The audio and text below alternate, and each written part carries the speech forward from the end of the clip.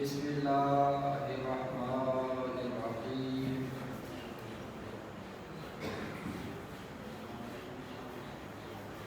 الحمدللہ رب العالمین الرحمن الرحیم مالک یوم الدین الصلاۃ والسلام علی اشرف الانبیاء والمرسلین سید الاولین والآخرین خیر المبشرین والمنذرین ابی القاسم محمد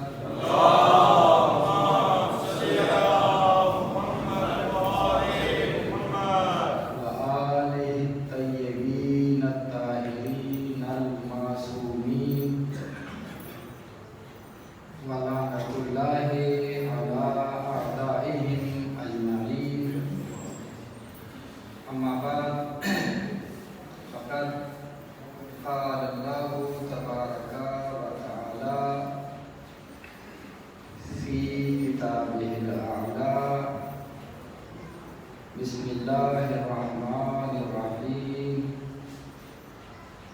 ونريد أن نمن على الذين استضعفوا في الأرض ونجعلهم أئمة ونجعلهم الوارثين. صلوات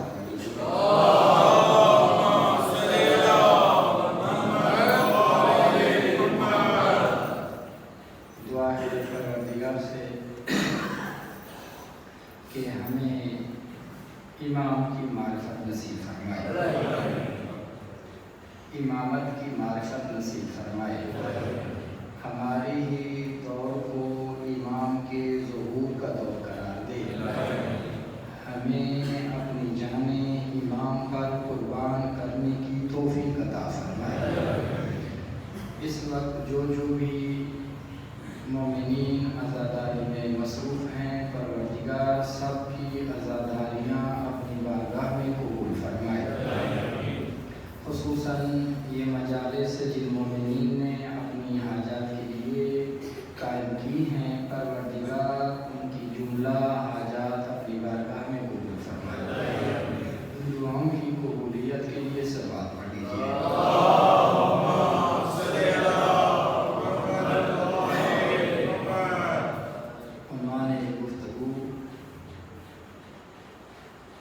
ولایت و مہدویت اور ہماری ذمہ داریاں۔ جب تک ہم اپنی ذمہ داری کو سمجھ نہیں لیں گے تب تک عمل بھی نہیں کر پائیں گے۔ جب تک عمل نہیں کر پائیں گے تو امام کے قابل نہیں بن پائیں گے۔ لہذا ذمہ داری ہماری یہ بنتی ہے کہ ہم اپنے اندر معرفت پیدا کریں، معرفت امام اور معرفت امامت، اس کا ہونا ہمارے اندر ضروری ہے۔ ایک اہم ترین نقطے کی طرف متوجہ کرنا چاہ رہا ہوں کہ یہ جو ہمیں فرمایا گیا کہ آپ معرفت امام پیدا کریں، اور پھر ہم معاشرے کے اندر گفتگو جب کرتے ہیں تو نقطہ اختلاف پر جا کر کسی کو یہ ہم کہتے ہیں کہ آپ کے اندر تو امام کی معرفت ہی نہیں ہے، فلاں کے اندر امام کی معرفت نہیں ہے۔ لیکن اس بات سے مراد کیا ہے؟ متوجہ ہے یا نہیں؟ معرفت امام سے مراد کیا ہے؟ ہم کیا سمجھتے ہیں کہ امام کی معرفت کیا ہوتی ہے؟ کس معرفت کا تقاضا پروردگار ہم سے کر رہا ہے؟ نہایت توجہ چاہوں گا، حساس گفتگو ہے، حساس، یہ پہلو نہایت حساس پہلو۔ اب معرفت امام کیا ہے؟ جس کو ہم معمولاً کہتے ہیں کہ فلاں بندہ امام کی معرفت نہیں رکھتا، اس کو امام کی معرفت نہیں، وہ امام کے بارے میں نہیں جانتا وغیرہ وغیرہ. معرفت ہے تو پھر مجھے ہی ہے، اس کو معرفت امام نہیں ہے. لیکن یہ معرفت ہے کیا؟ کہاں پر جا کر مسئلہ پیدا ہو رہا ہے؟ بعض لوگ یہ سمجھتے ہیں معرفت امام سے مراد ہم جو کہتے ہیں وہ یہ ہے کہ بھئی امام کی ولادت کیا ہے، امام کا سن شہادت کیا ہے، امام کی عمر مبارک کتنی تھی، امام کے دور کا حاکم کون تھا، امام نے شادیاں کتنی کی، امام کی اولاد کتنی ہوئی، کس جگہ امام کی ولادت ہوئی اور کس جگہ امام کی شہادت ہوئی. یہ ساری چیزیں ہم سمجھتے ہیں کہ یہ چیزیں معرفت ہیں. یہ معرفت بعض اوقات واجب ہوتی ہے، یہ معرفت بعض اوقات واجب ہو جاتی ہے انسان کے لیے سمجھنا، اس کو جاننا. لیکن معرفت کا یہ جو پہلو ہے، آپ ریسرچ کریں، مثلاً مولا علی علیہ السلام کے بارے میں آپ ریسرچ کریں کہ معرفت کا یہ پہلو کہ امام کی ولادت کہاں ہوئی، ولادت کا دن کون سا تھا، ولادت کس جگہ پر ہوئی، امام کی اولاد کتنی تھی، امام کے وقت کے حاکم کون تھے، امام کو کس نے شہید کیا، امام کی کتنی عمر تھی، یہ جا کر آپ تحقیق کریں اور معاشرے میں امام کی اس معرفت کو پھیلائیں جا کر، تو کوئی بندہ آپ سے اختلاف نہیں کرے گا، کوئی بندہ بھی آپ سے اختلاف نہیں کرے گا. سارے مانیں گے کہ ہاں بھی امام کی ولادت 13 رجب کو ہوئی ہے، امام کی ولادت کعبے میں ہوئی ہے، 21 ماہ رمضان کو امام کی شہادت ہے، امام کا قاتل عبد الرحمن ہے اور امام کو نجف اشرف میں دفن کر دیا گیا. یہ جب ہم نے جان لیا تو کیا اس سے معرفت پیدا ہو گئی؟ مومنین، پروردگار جو کہتا ہے کہ آپ معرفت امام پیدا کریں، تو اس میں مالک کی بات کا اور شریعت کی بات کا جو تقاضا رکھا گیا ہے کہ معرفت امام سے مراد یہ نہیں ہے کہ آپ یہ دیکھیں کہ امام کا والد کون ہے یا آپ یہ دیکھیں کہ امام کی والدہ کون ہے، بلکہ معرفت امام سے مراد معرفت امامت امام ہے. معرفت امامت کی معرفت اپنے اندر پیدا کریں. جب امامت کی معرفت ہمارے اندر پیدا ہو گئی تو اس معرفت کو کہا گیا کہ یہ انسان امام کی معرفت رکھتا ہے. یعنی معرفت امام یعنی معرفت امامت کی معرفت. لہذا پہلے سٹیپ ہی یہی بنتا ہے جو اتنی مجالس میں آپ مومنین کی طرف متوجہ کرنے کی کوشش کر رہا ہوں کہ معرفت امامت پیدا کریں، ائمہ کی حکومت کی معرفت ہم اپنے اندر پیدا کریں. پھر ہم دیکھیں کہ آج کا دور ہم سے کس بات کا تقاضا کرتا ہے کہ ہم کون سا عمل انجام دیں کہ ہمارے عمل سے امام کی امامت کو فائدہ پہنچے. اس طرف ہم سفر کریں. عظمت اصحاب دیکھیں، آپ نے صحابہ کی عظمت سنی ہے. مثلا حضرت امام جعفر صادق علیہ السلام،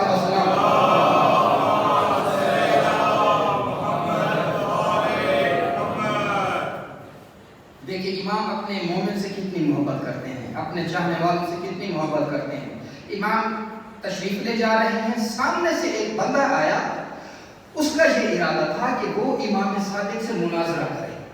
وہ امام کے قریب سے گزرا، اس نے امام کو کوہنی ماری، بات کرتے ہوئے کہا کہ آپ ہی امام صادق ہیں؟ امام نے فرمایا ہاں میں ہی امام صادق ہوں. کہا میں آپ سے مناظرہ کرنے کے لیے آیا ہوں. فرمایا ٹھیک ہے، آپ سے بات ہو سکتی ہے، کوئی مذائقہ نہیں ہے، کوئی روک ٹوک نہیں ہے، آپ ذرا چلیں میرے ساتھ. اب امام اس بندے کو لے کر چل پڑے اپنے دولت خانے کی طرف. رستے میں ایک صحابی ملا، آپ نے اس کو ملایا. دوسرا صحابی ملا، آپ نے اس کو ملایا. تیسرا شاگرد ملا، آپ نے اس کو اپنے ساتھ ملایا. یعنی شاگرد بے تحاشا تھے، جیسا کہ روایات میں ہے امام کی 4000 شاگرد تھے. امام اس بندے کو لے کے جا رہے ہیں اور جتنے بھی شاگرد امام کو ملتے جا رہے ہیں ایک ایک شاگرد کو امام اپنے ساتھ ملاتے جا رہے ہیں اور جا کر اس کمرے میں اس جگہ پر پہنچے جہاں امام نے جانا تھا. اب وہ کمرہ شاگردوں سے بھر گیا, وہ بندہ بھی بیٹھا ہے, امام بھی تشریف فرما ہوئے. سارے شاگردوں کو دیکھا, پھر ایک شاگرد سے فرمایا کہ تو ذرا باہر نظر کر کمرے سے, یہ دیکھ کہ کوئی اور بھی تو نہیں کھڑا ہوا, یہ دیکھ کہ کوئی اور تو نہیں کھڑا ہوا. وہ صحابی کھڑے ہوئے, باہر کمرے سے دیکھا تو کہا کہ مولا فلاں بھی صحابی کھڑا ہے, فلاں بھی کھڑا ہے, فلاں بھی کھڑا ہے. امام نے فرمایا سب کو بلا لو. وہ سارے آ گئے, سارے شاگردوں کو امام نے ترتیب سے بٹھا دیا. سارے شاگردوں کو بٹھانے کے بعد اس بندے سے مخاطب ہو کر فرمایا پہلے میرے شاگردوں سے مناظرہ کر لے, بعد میں مجھ سے کر لے.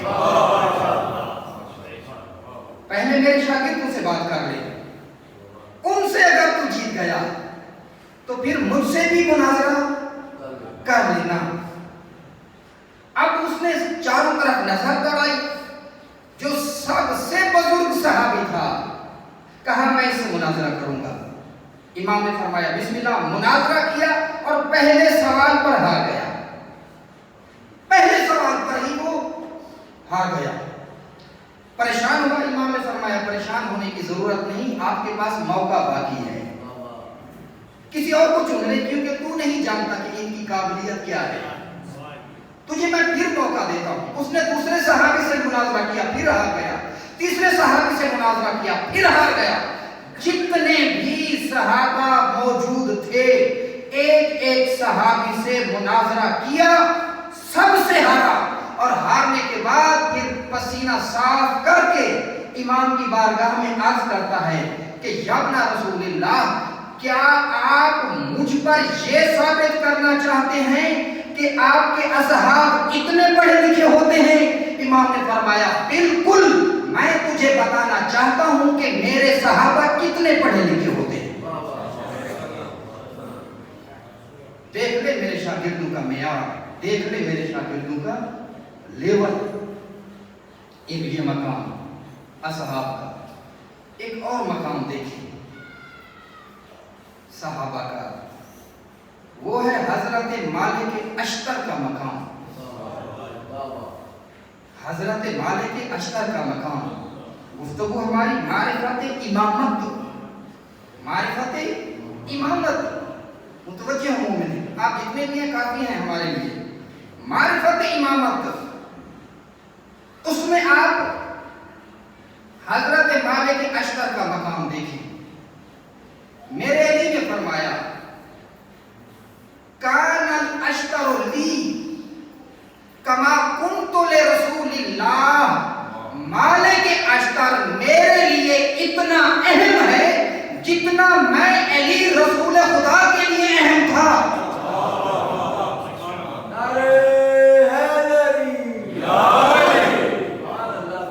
مالک اشتر میرے لیے اتنا اہم ہے جتنا میں رسول خدا کے لیے اہم تھا. معنی کیا ہے اس بات کا, یا اس کو ہم صرف اپنی سماعت تک رکھیں گے؟ کیا سمجھانا چاہ رہے ہیں؟ آخر مالک اشتر کا یہ مقام کیوں بنا اتنا زیادہ؟ معصوم خود فرماتے, میرے علی فرماتے ہیں مالک اشتر کی عظمت یہ ہے کہ میں اور مالک دونوں علیحدہ علیحدہ جگہ پر موجود ہوں. مالک کا مجھ سے رابطہ نہیں ہو رہا, میرا مالک سے رابطہ نہیں ہو رہا, فاصلہ زیادہ ہے. اب جس جگہ پر میں موجود ہوں اسی جگہ پر میری امامت ولایت پر مسئلہ آ جائے, جیسا مسئلہ میری موجودگی میں میری جگہ پر آ جائے, وہی اور ویسا مسئلہ مالک اشتر کی جگہ پر آ جائے. فرمایا کہ مالک اس قدر امامت شناس ہے کہ اس مسئلے کا حل میں علی ہو کر جو اس جگہ پر کروں گا, مالک اشتر مالک ہو کر وہی حل اس جگہ پر کرے گا.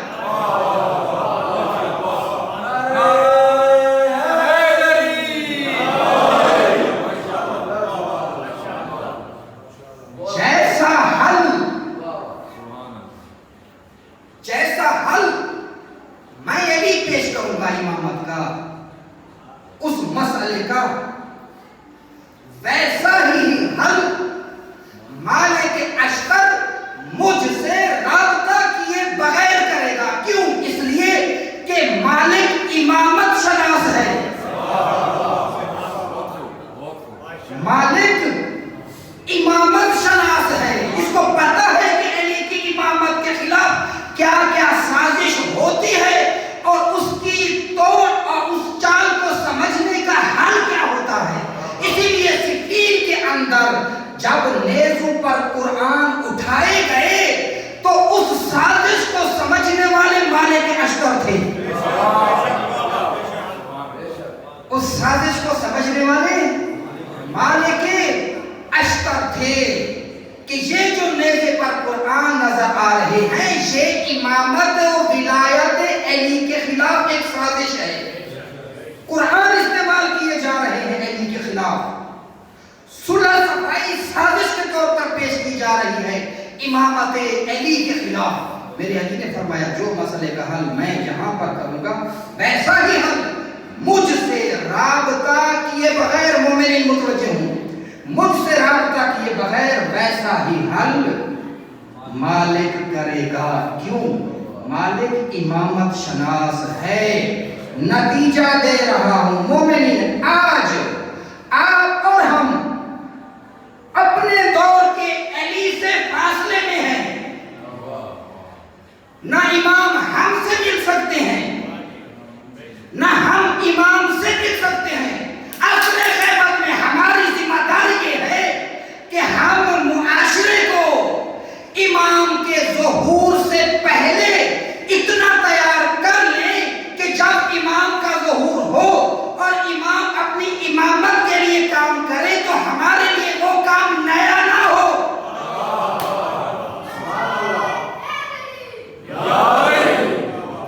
وہ کام ہمارے لیے نیا نہ ہو۔ متوجہ ہوں، بسم اللہ الرحمن الرحیم۔ بقیت اللہ خیر لکم ان کنتم مومنین، آپ کے لیے بقیت اللہ کافی ہیں، 12 امام کافی ہیں اگر آپ مومن ہیں۔ یہ سورہ ہود ہے، آیت نمبر 86 ہے۔ اس آیت کو میرے امام کعبے کی دیکھ لگا کر تلاوت کریں گے اور فرمائیں گے کہ میں بقیت اللہ موجود ہوں، میرے مومن کہاں ہیں؟ یہ مومنین وہ ہوں گے کہ جو امام کے ارادے کو امام کے ظہور سے پہلے جانتے ہیں۔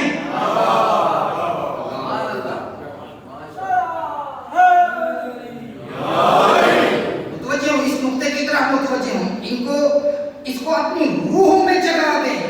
مومنین، 10 محرم والے دن امام کا ظہور، اور امام کا ظہور اس وقت ہوگا جب امام کے اصحاب تیار ہو جائیں گے غیبت کے اندر۔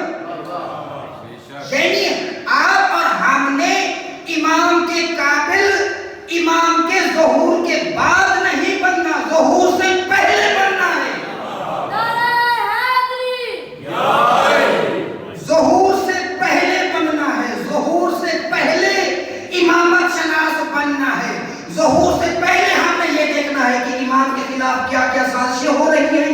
ظہور سے پہلے یہ دیکھنا ہے کہ امام کی حکومت اور امامت اور ولایت کو نقصان پہنچانے کے لیے عالمی سطح پر کیا کیا سازشیں کی جا رہی ہیں۔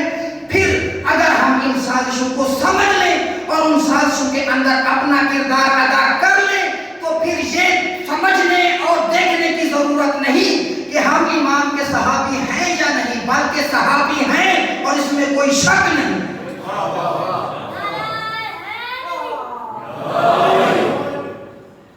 یعنی تیاری ہماری امام کے ظہور سے پہلے ہے۔ امام کا ظہور ہوگا اپنے اصحاب کے اندر، یعنی یہ اصحاب صحابی بن چکے ہوں گے،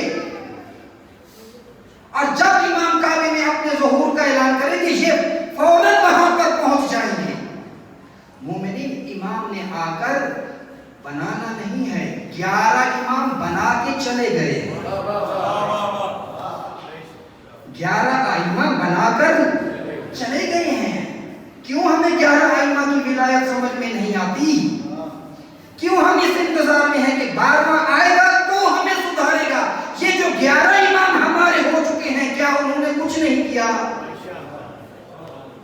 کیا قرآن ہمارے پاس نہیں ہے؟ کیا نبیوں کا سردار ہمارے پاس نہیں آیا؟ کون سی نئی چیز ہے جو امام زمانہ لے کر آئیں گے؟ سارے کا سارا قرآن ہوگا جو ابھی آپ کے پاس موجود ہے. تو کیوں ہم نہیں بن پا رہے؟ لہذا ایک گروہ امامت کا ایسا ہے، امام کا ایسا ہے جو امام کی غیبت میں امامت شناس ہے. امام کی غیبت میں امامت شناس ہے، امام سے رابطہ نہیں ہے پھر بھی امامت شناس ہے. ایک گروہ ایسا ہوگا کہ جب امام ظہور کریں گے، ظہور کرنے کے بعد بھی یہ گروہ امام کو تسلیم نہیں کرے گا. یہ لوگ امام سے دین سنیں گے اور سننے کے بعد کہیں گے کہ آپ نئی باتیں لے کر آئے ہیں، ہمارے آباء و اجداد کو کچھ اور کہتے تھے، آپ نیا دین لے کر آئے ہیں، لہذا ہم آپ کے دین کو تسلیم نہیں کرتے. ایک گروہ وہ ہے کہ جو لوگ امام کے آنے سے پہلے امام کی معرفت رکھتے ہیں، اور ایک گروہ وہ ہے جو امام کے آنے کے بعد بھی امام کی معرفت نہیں رکھ پائے گا. یہ دو قسم کے گروہ ہیں. لہذا پہلا گروہ جو امامت شناس ہے، اس کا سفر بھی امامت کی طرف جاری ہے، اس کا سفر بھی امامت کی طرف جاری ہے. لمحہ لمحہ وہ امامت کی طرف جا رہے ہیں. متوجہ ہیں یا نہیں ہے؟ مل کے ایک دفعہ صلوات پڑھ لیجیے.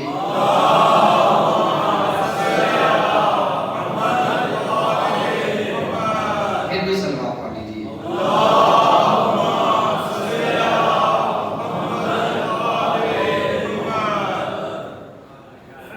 امامت کی طرف ان کا سفر جاری ہے.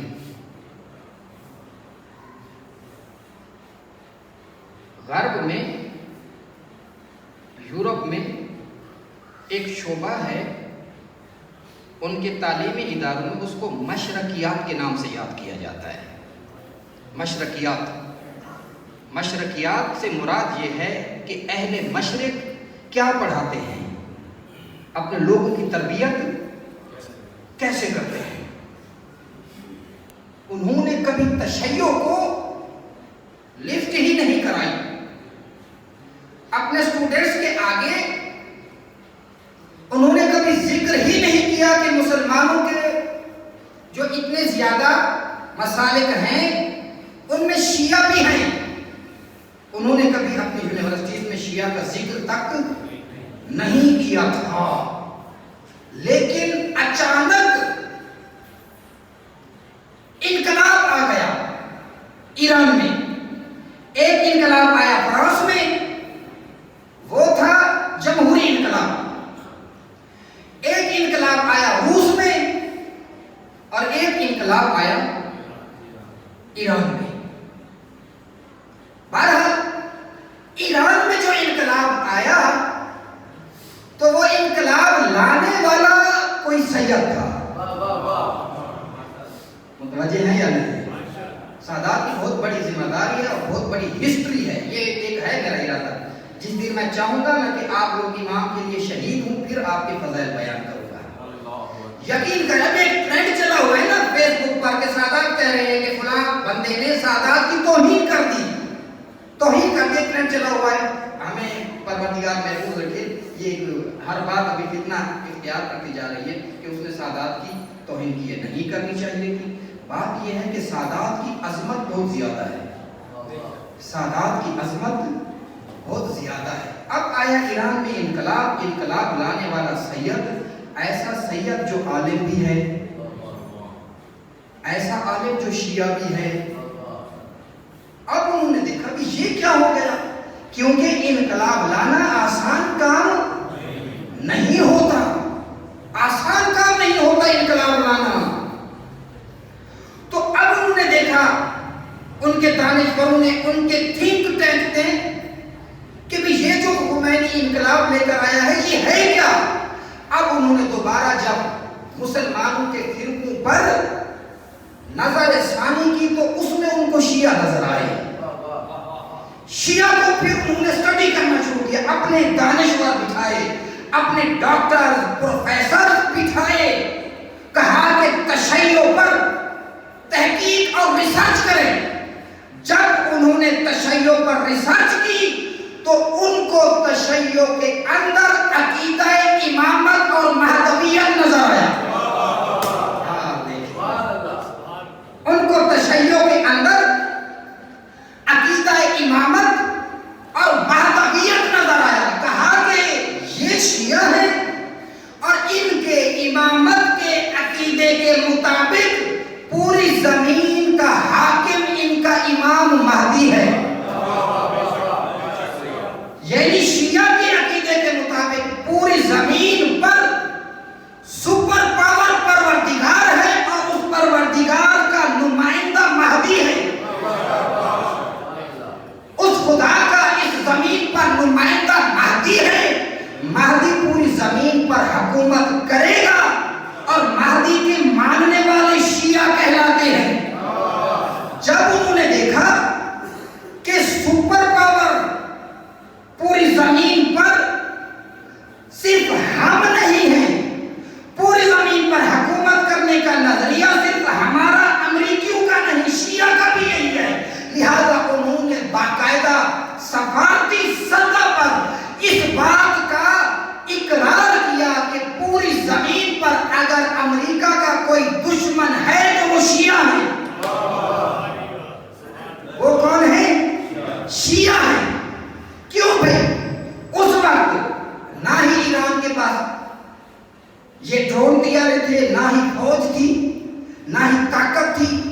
ایسے ہی ایک ملک جو کہ جنگ کی حالت میں تھا، اتنی حالت میں زندگی گزارنے والا ملک، اس کو سپر پاور یہ کہہ رہی ہے کہ ہمارا دشمن یہ ہے۔ کیوں؟ اس لیے کہ ان کو پتا چل گیا کہ ان کی آئیڈیالوجی، ان کا عقیدہ ہمارے عقیدے سے ٹکراتا ہے۔ لہذا اسی دن سے انہوں نے اس انقلاب کو کاٹنا شروع کیا، اس انقلاب کو کاٹنا شروع کیا۔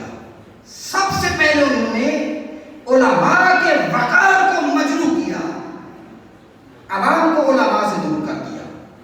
کیوں؟ اس لیے کہ اگر یہ عوام علماء سے جڑی رہی تو یہ علماء اس عوام کو مہدی تک لے جائیں گے۔ اگر عوام علماء سے جڑی رہی تو ان کے امام کا ظہور ہو جائے گا۔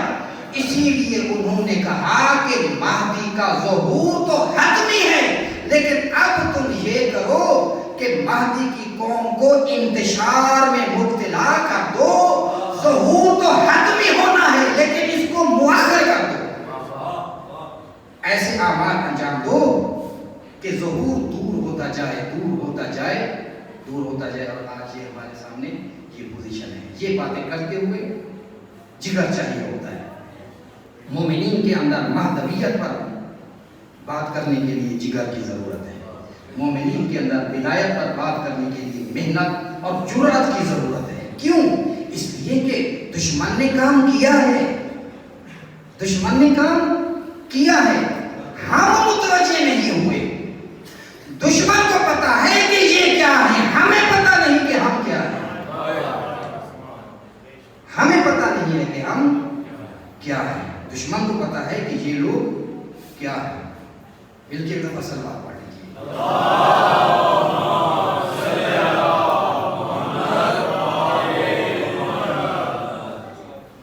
پھر بھی صلوات پڑھ لیجیے۔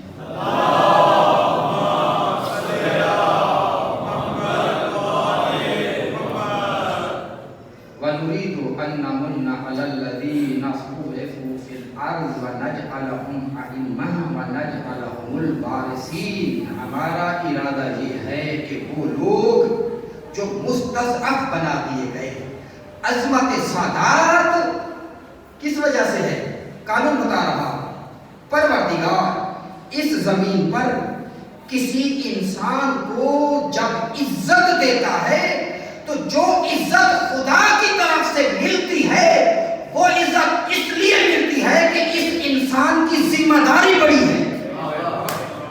یار سنیں، عزت ایسے نہیں دیتا پروردگار،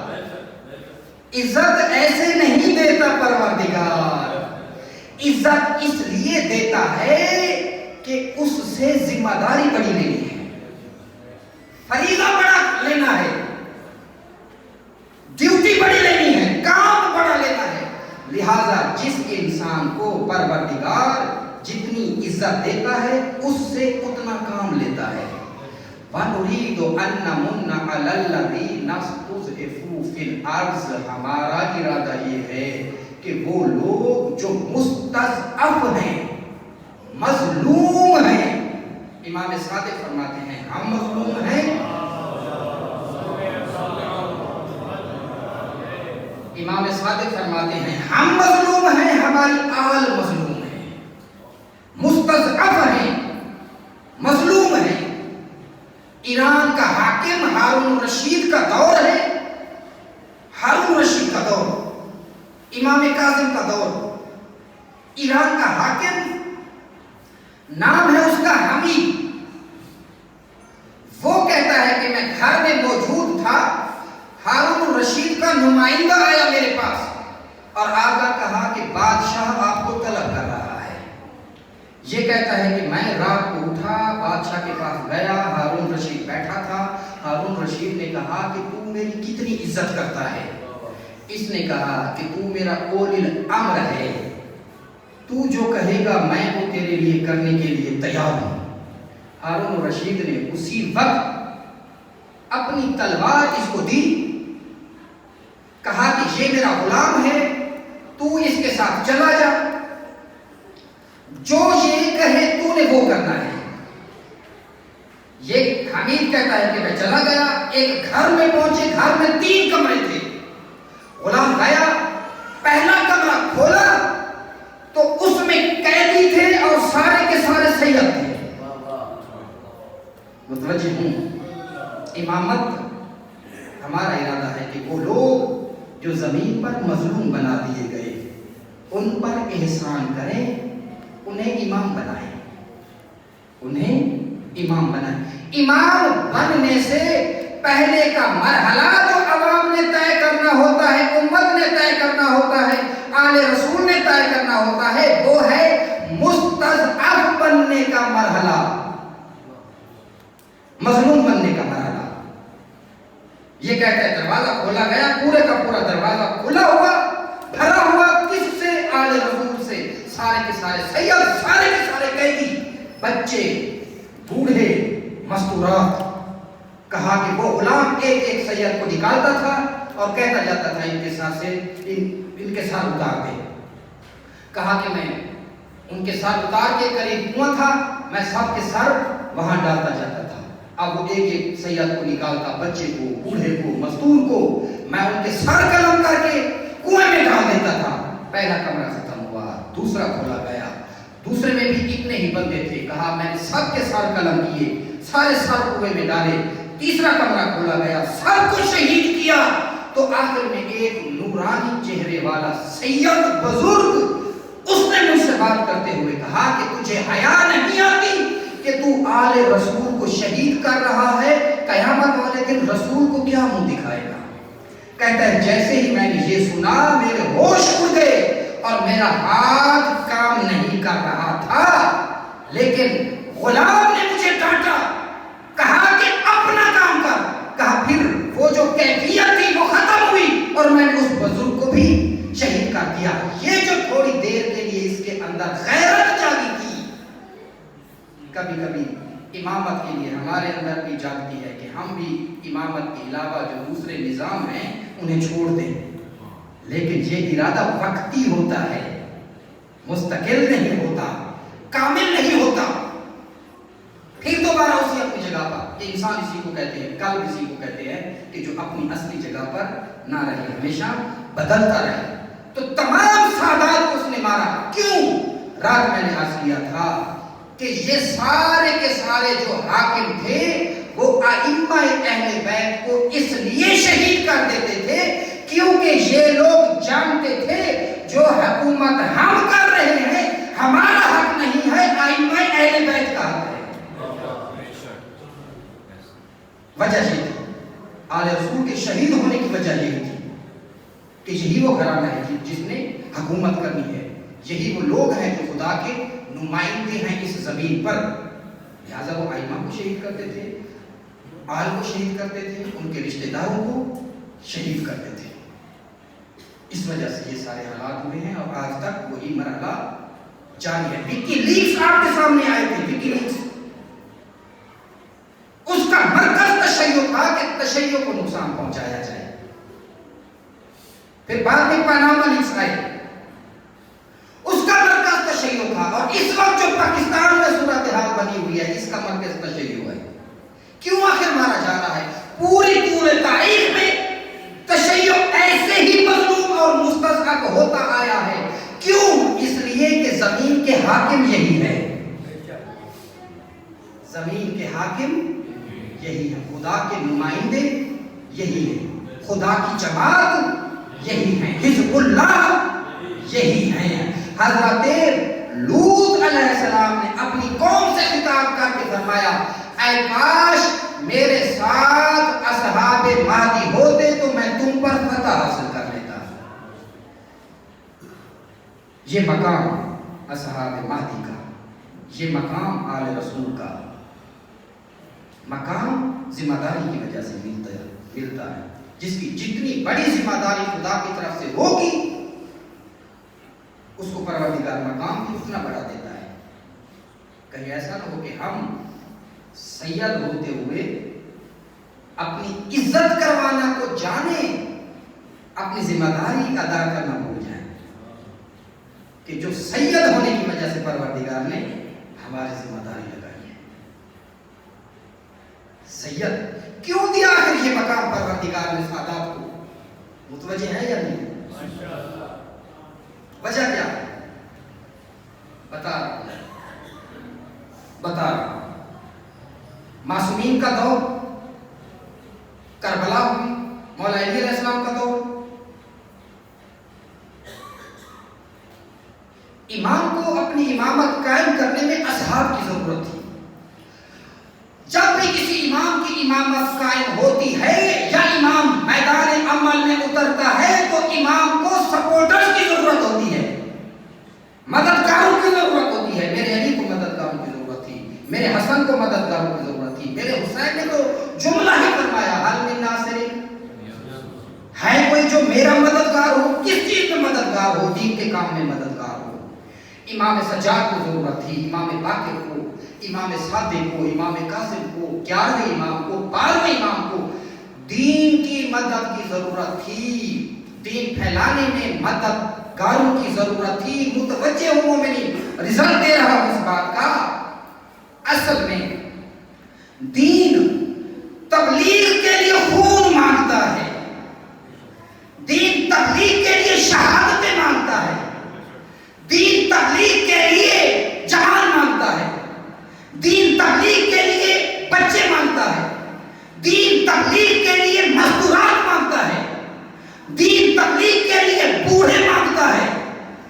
دین کا وارث نازل کیا پروردگار نے میرے نبی پر، جو دین نازل کیا یہ مانگتا ہے شہادتیں، تو فرمایا اے میرے نبی انا اعطینا کل کوثر، کہ میں دین بھی دے رہا ہوں اور آپ کی نسل کو بھی بڑھا رہا ہوں۔ جب دین پھیلاؤ گے تو اپنی گردنیں آپ کی نسل ہوگی جو کٹوائے گی۔ نعرہ تکبیر، نعرہ رسالت، نعرہ حیدری۔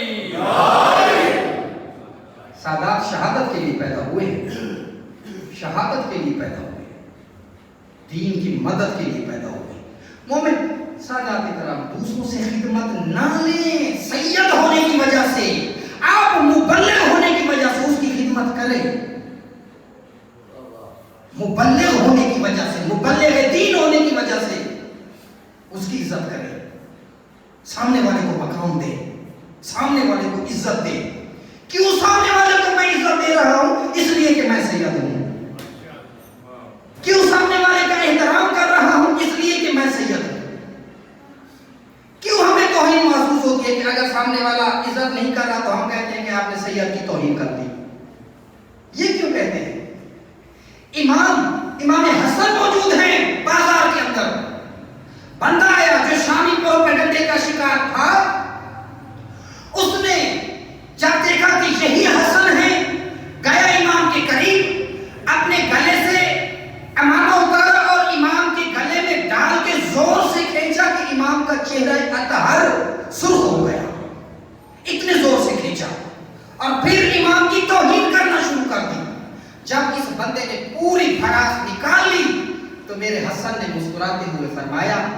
मुसाफिर महसूस होते हो, जाओ मैं तेरा मेजबान हूँ।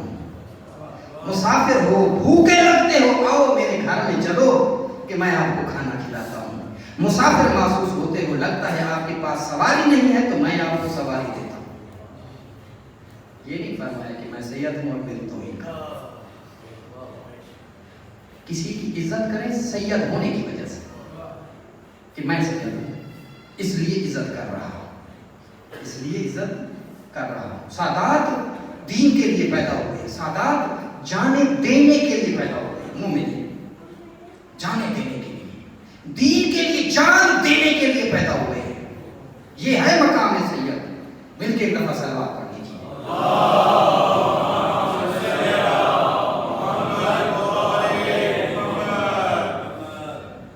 वनुरीदु अन नमुन्ना अलल लज़ीना इस्तुज़िफ़ू फिल अर्ज़।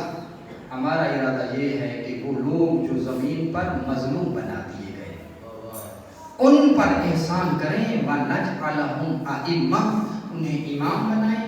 व नजअलहुमुल वारिसीन, और उन्हें जमीन का वारिस बनाएं, जमीन का हाकिम बनाएं। कल अर्ज किया था कि इस्लाम जो दीन लेकर आया है तो दीन के साथ साथ खुद इस्लाम अपनी हुकूमत भी लेकर आया है। इस्लाम की जब अपनी हुकूमत होगी तब उस हुकूमत के अंदर दीन पर अमल हो सकता है। उधार की हुकूमत, उसके अंदर दीन पर अमल ही नहीं हो सकता, अमल नहीं हो सकता। कल इस पर मुफस्सल गुफ्तगू की है, जो मोमिनीन मौजूद नहीं थे वो रिकॉर्डिंग है, ये दोस्त ने वो यूट्यूब पर भी मजलिस रख दी है, वहां से आप रजू करें। हम बात को आगे बढ़ाते हैं, मिलकर एक दफा सलवात पढ़ लीजिए।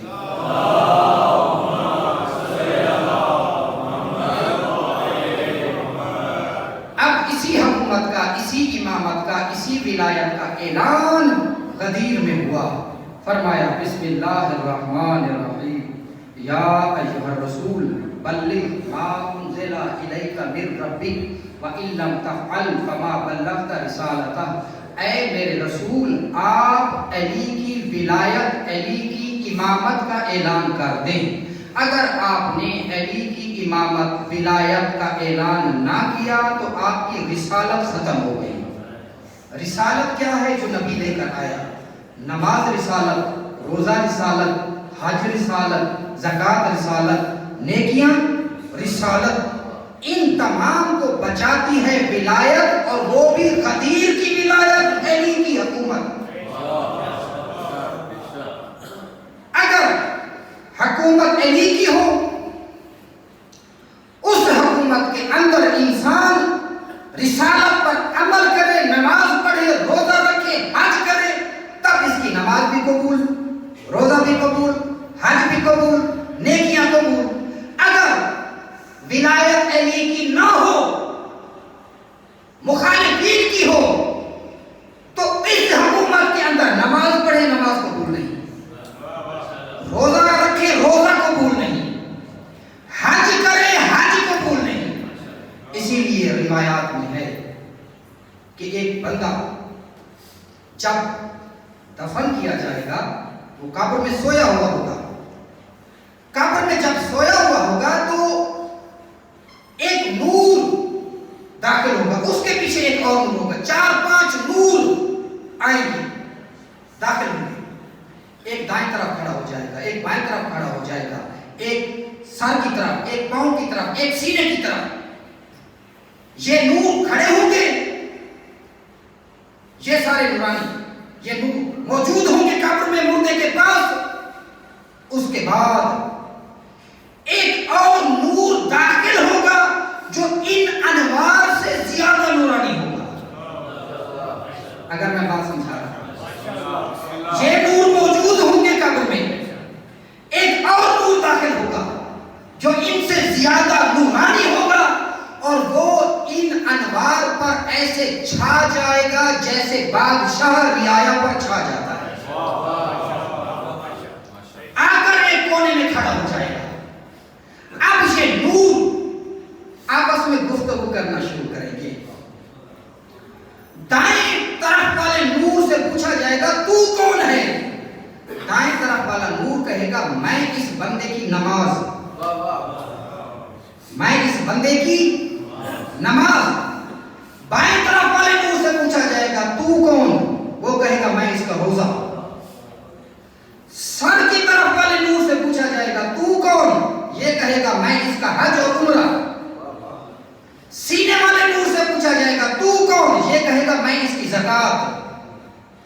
پاؤں والے نور سے پوچھا جائے گا تو کون؟ یہ کہے گا میں اس کی نیکیاں جو اس نے مومنین سے کی تھی. اب قبر میں نماز موجود، روزہ موجود، حج عمرہ زکات نیکیاں موجود نور کی شکل میں. اب یہ سارے نور اس نور سے خطاب کریں گے جو ان سے زیادہ نورانی ہوگا. پوچھیں گے آپ کون؟ وہ کہے گا میں ولایت علی.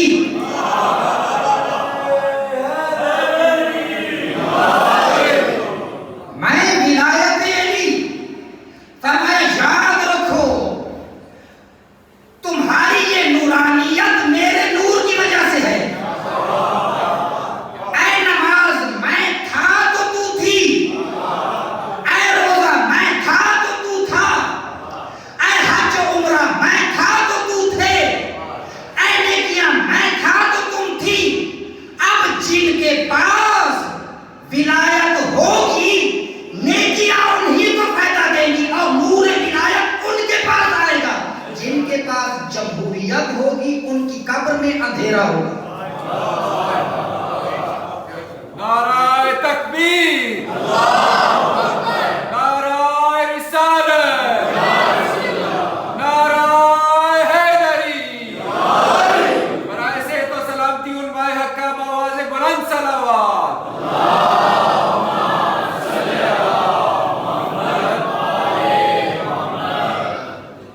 آئی نا سمجھ میں بات؟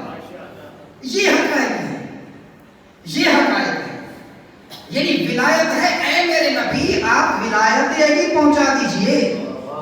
اگر آپ نے ولایت نہ پہنچائی تو آپ نے دین کا کوئی کام ہی انجام نہ دیا. اگر آپ نے ولایت نہ پہنچائی تو آپ نے رسالت کا کوئی کام ہی انجام نہ دیا. مطلب یہ ہے کہ یہ معنی نہیں ہے کہ جو نبی نے کیا ہے وہ کیا ہی نہیں، بلکہ معنی یہ ہے کہ اگر حکومت قائم نہ ہو سکی تو جو بھی نبی نے پہنچا دیا وہ سب کا سب ختم ہو جائے گا، اس پر عمل نہیں ہو پائے گا. خطرہ رسول کو نہیں، خطرہ رسالت کو ہے، کیونکہ رسول نے تو 28 صفر 11 ہجری کو اس دنیا سے چلے جانا ہے، لیکن رسالت نے قیامت تک سفر کرنا ہے.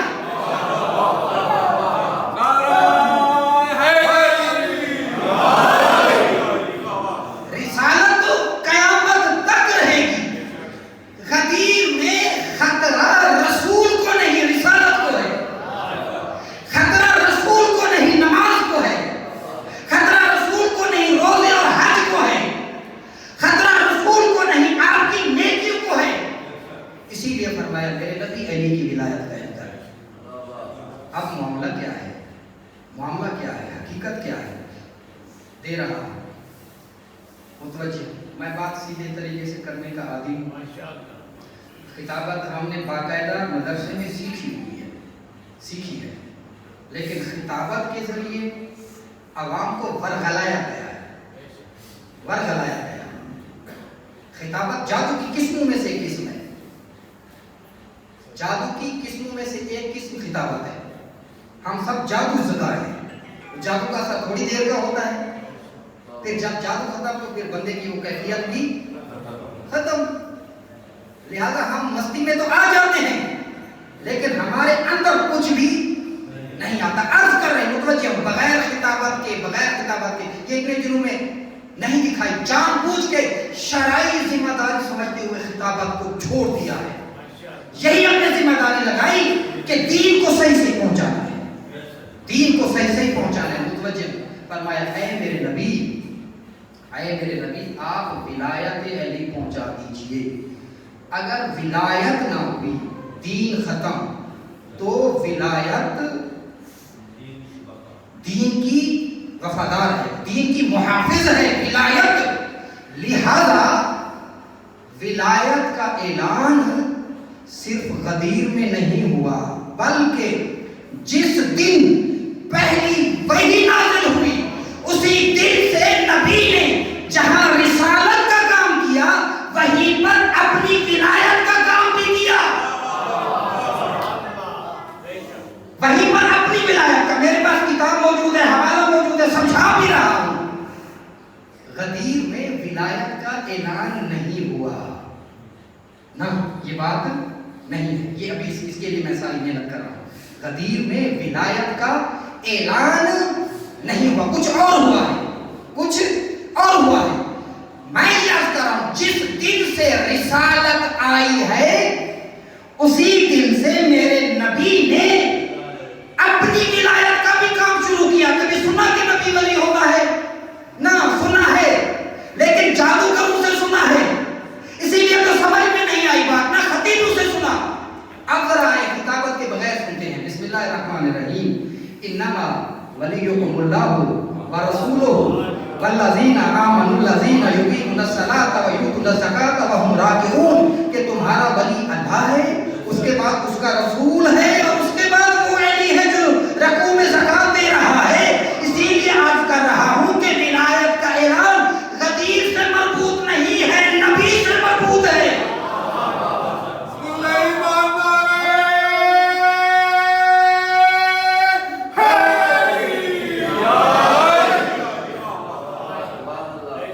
ولایت علی، ولایت علی، ولایت علی، کبھی ولایت نبی بھی سنی ہے؟ یہی ولایت، یہ رکوع میں زکات والی اس آیت کا نام ہی آیت ولایت ہے، اور اس میں کہا گیا کہ تمہارا ولی، تمہارا حاکم محمد ہے، محمد ہے تمہارا ولی۔ لیکن یہ تو کبھی ہمارے اوپر بات کھلی ہی نہیں۔ آج اس کو تھوڑا سا کھولتے ہیں، کیونکہ مجھے کہا گیا ہے کہ آپ کا پاس ٹائم 12 بجے تک کا ہوتا ہے، تو 12 ہی صحیح۔ مل کے نماز صلوات پڑھ لیجیے۔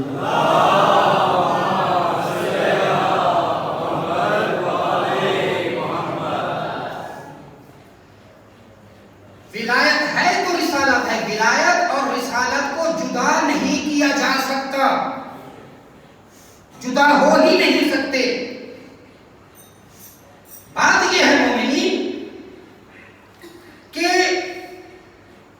جس دن سے میرے نبی نے اعلان رسالت کیا، پہلی وحی نازل ہوئی، اسی دن سے میرے نبی نے اپنے اصحاب سے فرمایا کہ جہاں تم میری رسالت کا کلمہ پڑھ رہے ہو وہاں میری ولایت کا کلمہ بھی پڑھنا ہوگا، وہاں میری ولایت کا کلمہ بھی پڑھنا ہوگا۔ اب آخری نبی رسول بھی ہے، ولی بھی ہے۔ رسول یعنی تبلیغ کر رہا ہے، متوجہ ہو جاؤ، متوجہ ہو، رسول ہو کر تبلیغ کر رہا ہے، اور ولی ہو کر اپنی حکومت کی بنیادیں بھی رکھ رہا ہے۔ اللہ اکبر۔ رسول ہو کر تبلیغ کر رہا ہے، ولی ہو کر اپنی حکومت کی بنیادیں بھی رکھ رہا ہے۔ دلیل کیا ہے کہ اپنی حکومت کی بنیادیں رکھ رہا ہے؟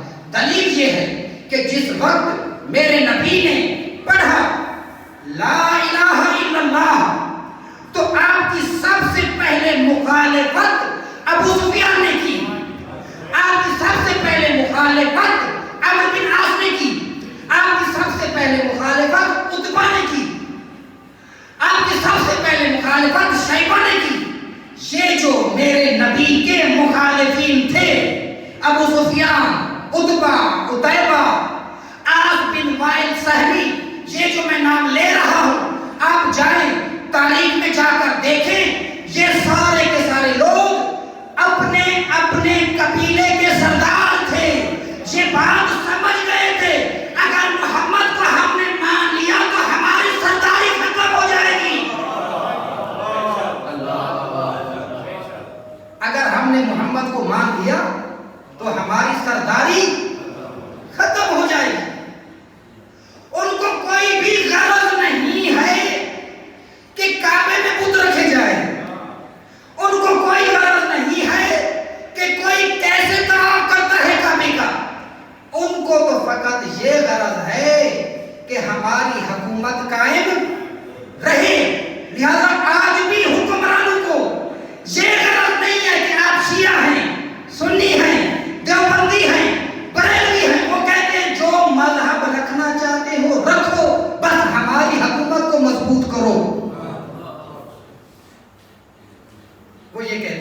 یہ آپ خفا کیوں ہو گئے؟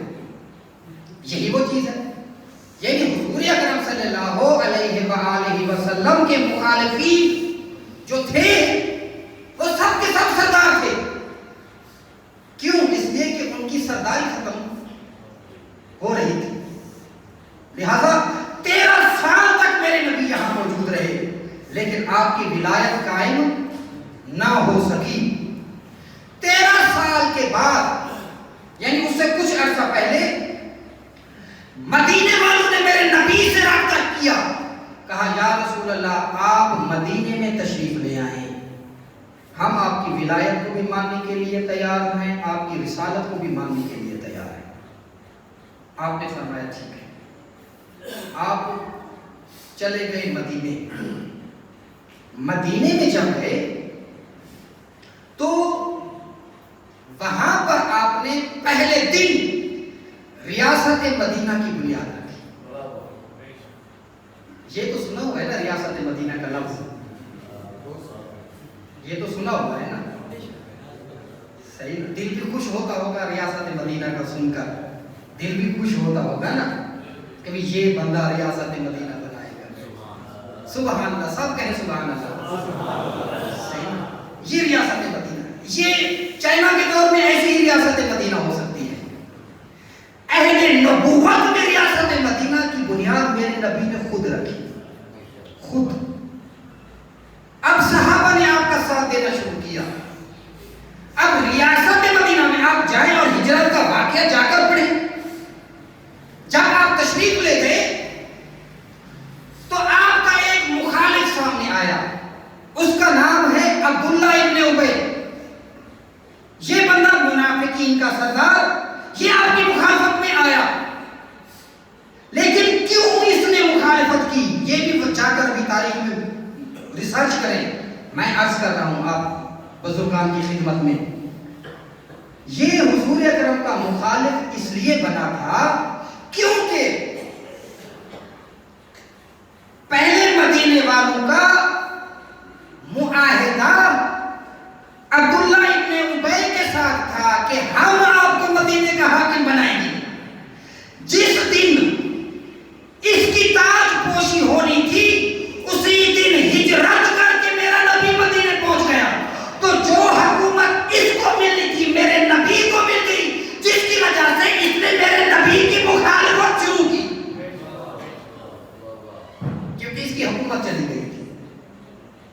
عبداللہ ابن ابی کی حکومت چلی گئی. اب وہ چھوٹا سا گاؤں اب یہاں پر بنی اس نبی کی حکومت کے جو پوری زمین کا نبی بھی ہے، پوری زمین کا رسول بھی ہے اور پوری زمین کا حاکم بھی ہے. اب میرے نبی نے اپنی ریاست کو بڑھانا شروع کیا. متوجہ ہے یا نہیں؟ مل کے ایک دفعہ سلوات پڑھ لیجیے.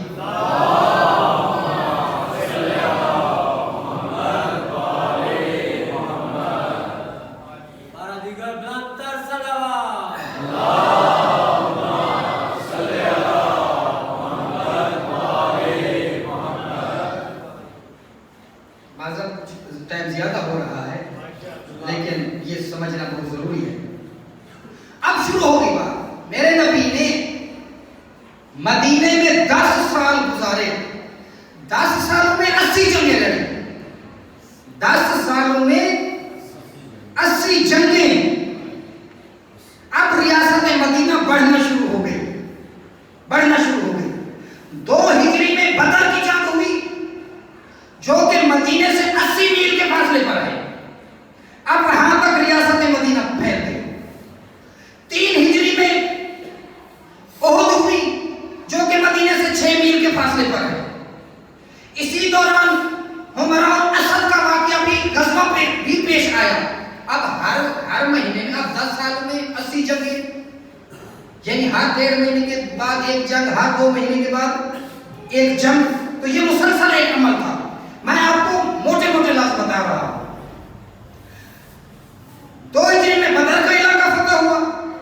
3 ہجری میں احد ہوئی. 4 ہجری میں غزوہ بنی قریظہ ہوا. سریہ سیف البحر ہوا. غزوہ بنی عیان ہوا. غزوہ بنی نصیر ہوا اور غزوہ ذات الرقاع ہوا. یہ کوئی علاقہ دائیں طرف کوئی بائیں طرف، کوئی ادھر، کوئی کدھر، یہ ساری کی ساری ریاست مدینہ بڑھ رہی تھی۔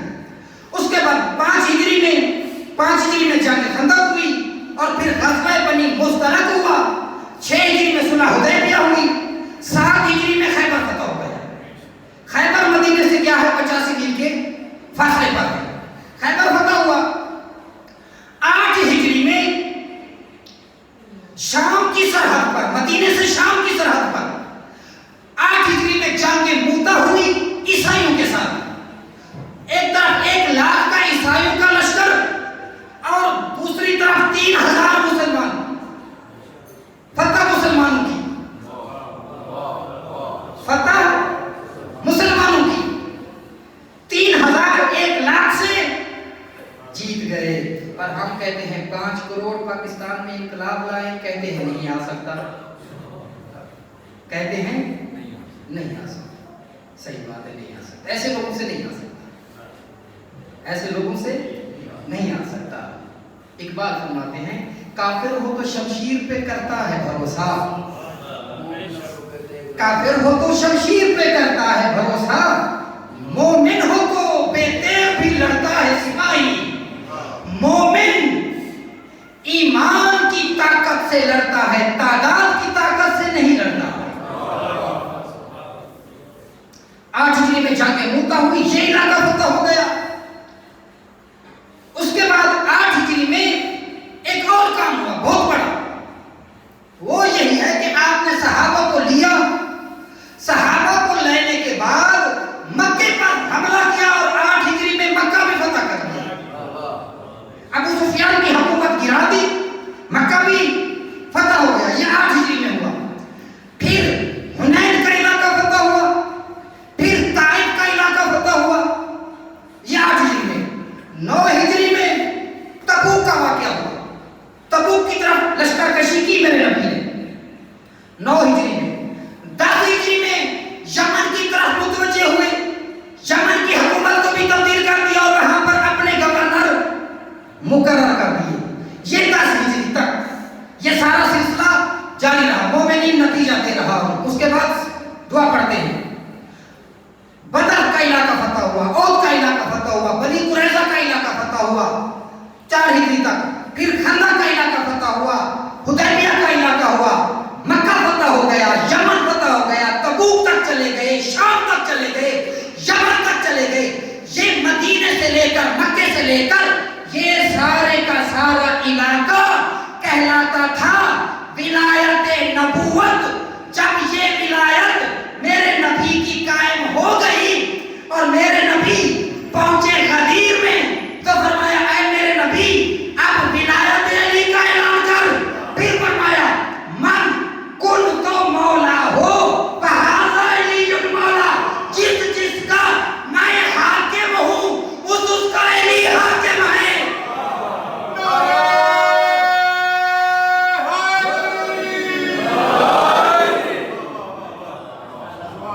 پیچھے یہ ہوا ہے سارا کچھ، پیچھے یہ ساری کی ساری ریاست مدینہ قائم ہو گئی۔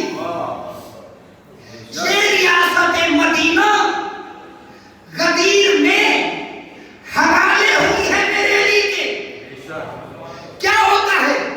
میں نے کہا نا غدیر میں اعلان نہیں ہوا ولایت کا، ابھی بات سمجھا رہا ہوں، اور پھر ہم اپنے اوپر ماتم کریں کہ ہم کہاں رہے ہیں۔ اب دیکھیں نا، ایک حکومت جب جاتی ہے تو اس کی جگہ پر جب دوسری حکومت آتی ہے تو وہ ایویں نہیں آتی، بلکہ اس کے لیے باقاعدہ ایک پروگرام کیا جاتا ہے اور حکومت ایک گروہ سے دوسرے گروہ کی طرف منتقل ہوتی ہے۔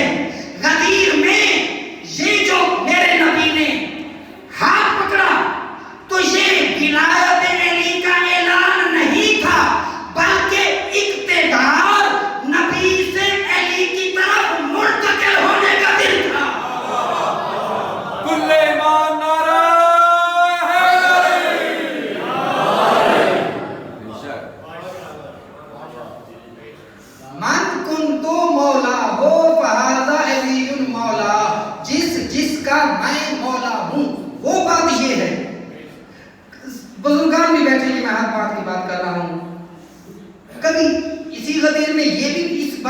ذات ہوئی کہ جس چیز کا میں مولا ہوں، اس کا کیا معنی ہے؟ ہم تو فاطمہ آگے چلے جاتے ہیں، اس کا علی مولا، علی مولا ہمیں آج تک اس لیے سمجھ میں نہیں آیا کیونکہ ہمیں نبی مولا سمجھ میں نہیں آیا۔ نبی مولا ہمیں سمجھ میں، اسی لیے علی مولا بھی سمجھ میں، من کنت مولا ہو فہذا علی مولا، جس کا میں مولا ہوں، یعنی جن لوگوں پر میں حکومت بنا چکا ہوں، فہذا علی مولا، اس کا یہ علی مولا ہے۔ غدیر کا دن اقتدار کے منتقل ہونے کا دن، اسی لیے چوتھے نمبر پر جب میرے علی کو حکومت ملی تو منبر پر بیٹھ کر میرے علی نے فرمایا حمد ہے اس خدا کی جس نے حق کو دوبارہ اس کی اپنی اصلی جگہ پر پلٹا دیا۔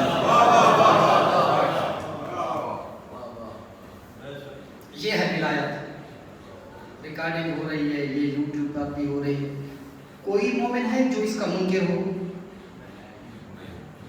کوئی ایک بات ہو جو غلط بیان کی گئی ہو؟ لیکن ہم ولایت کی وجہ سے لڑے ہوئے ہیں۔ کیا کرے اس قوم کا بندہ؟ کیا کرے اب اس قوم؟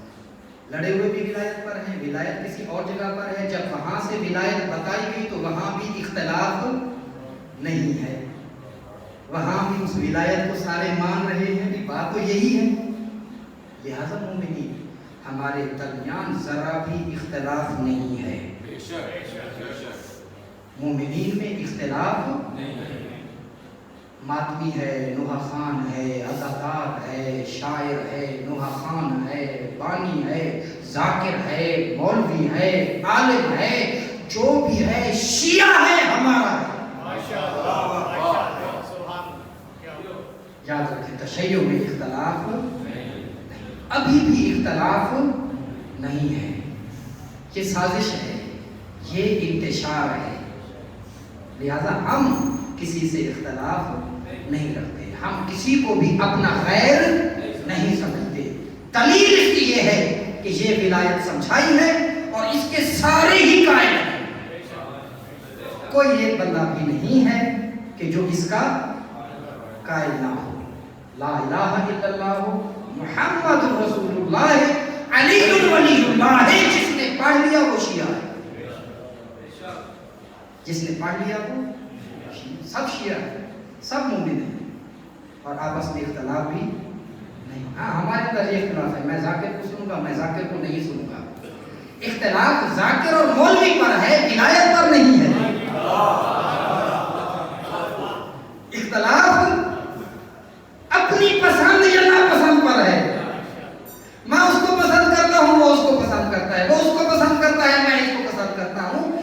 اختلاف آپ کا اور ہمارا ہے، اختلاف ہمارے ٹیسٹ کا ہے، نظریے کا نہیں ہے۔ نعرہ حیدری۔ لہٰذا مومن یہ منبر شعور کی جگہ ہے، شعور لے جائیں، اختلاف نہ کریں، جو بندہ جو کہتا ہے اس کو کہہ دیں، اس کو کہہ دیں، سارے ہمارے ہیں، سب کے سب اصحاب مہدی ہیں، سب کے سب اصحاب مہدی ہیں۔ کتاب کا نام ہے انتظار کا صحیح مفہوم، اس میں مہدی کا انتظار کرنے والوں کی پہلی ذمہ داری یہ بتائی گئی ہے کہ یہ مومنین میں اتحاد پیدا کرتے ہیں۔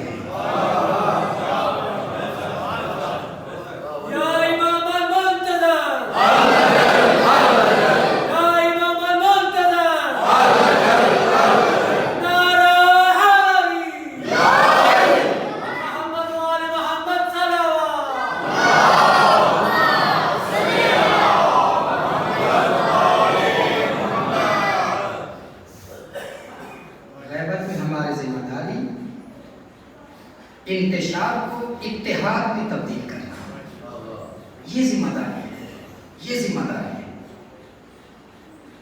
لہذا اتحاد پیدا کریں، اتحاد، اور وہ بھی نظریاتی اتحاد۔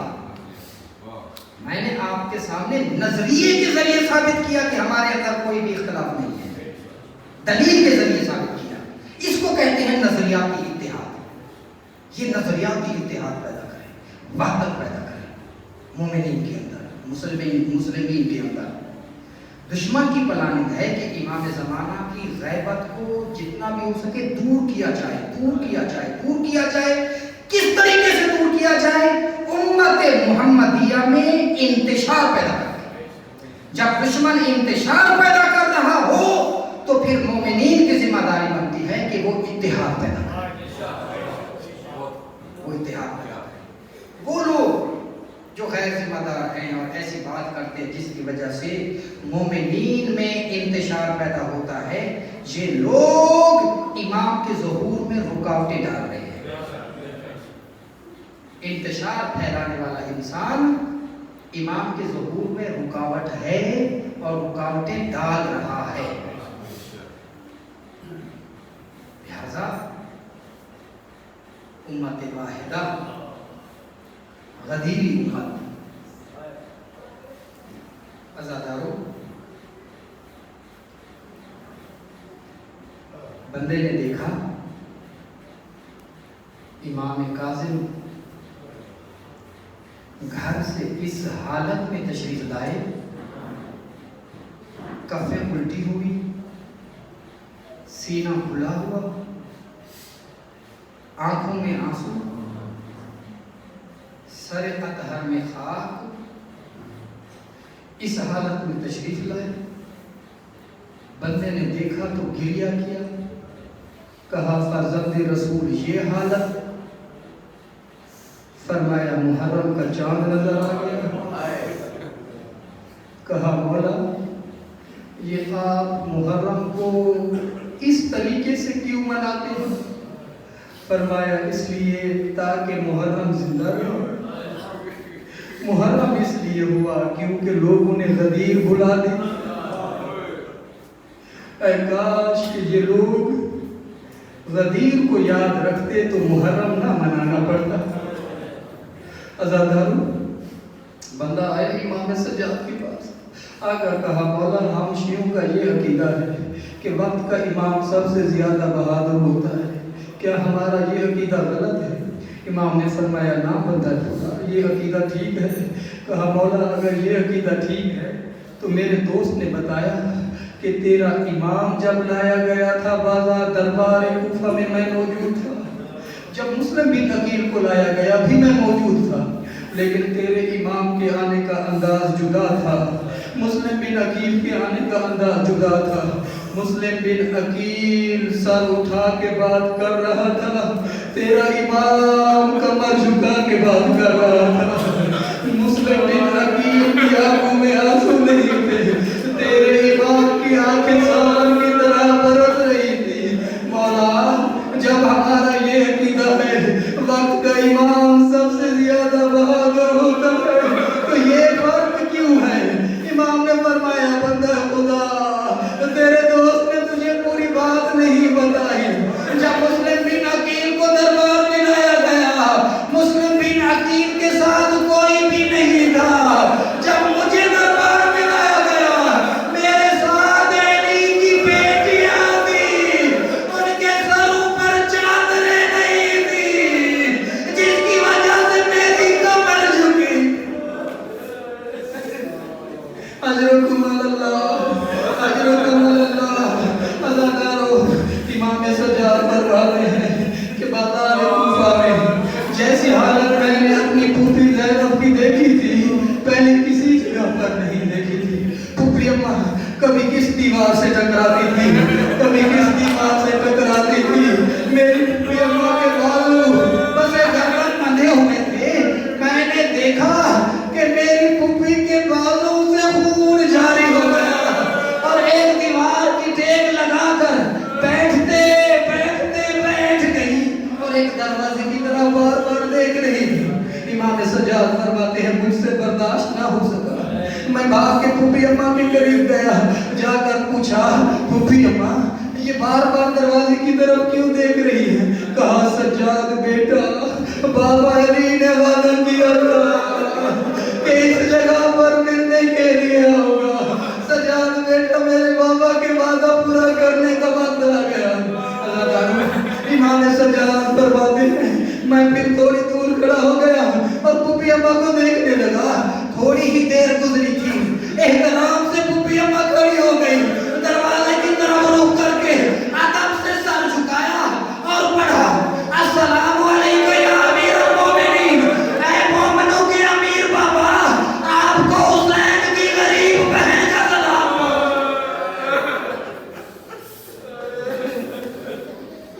آپ کو حسین کی غریب بہن کا سلام پہنچے. بابا آپ اس وقت آئے جب میرا اکبر نہ رہا, آپ اس وقت آئے جب میرا قاسم نہ رہا, آپ اس وقت آئے جب میرا عباس نہ رہا. آزادہ روح راوی کہتا ہے میں دیکھتا رہا لاشیں پاک لوگوں کی, مدافعین ولایت حسین کے لاشیں زین سے زمین پر آتے رہے لیکن کوئی بی بی باہر نہ آئی. علی قاسم زین سے زمین پر آئے, کوئی بی بی باہر نہ آئی. اور محمد دو بھائی ایک ہی وقت میں زین سے زمین پر آئے, کوئی بی بی باہر نہ آئی. کہا ایک دفعہ میں نے دیکھا کہ ایک بی بی باہر آئی تھی. وہ کون تھی؟ وہ علی کی بیٹی تھی جب ہم شکل رسول زین سے زمین پر آئے تھے. فرمایا کہ جب اکبر سے زین چھوٹی تھی تو حسین کی بہن باہر آ گئی تھی خیمے سے, اور حسین سے گوارا نہ ہو سکا. اکبر کی لاش کو چھوڑا, زینب سے فرمایا کہ بہن آپ خیمے کے اندر چلی جائیں. فرمایا بس ایک دفعہ تھا, لیکن پتہ نہیں کیا عظمت تھی عباس کی. عباس جب زین سے زمین پر آئے, ایک ایک خیمے سے نبی زادیاں باہر آئی, کہہ رہی تھی واہ غربتا, واہ حسینہ, واہ عباس. اللہ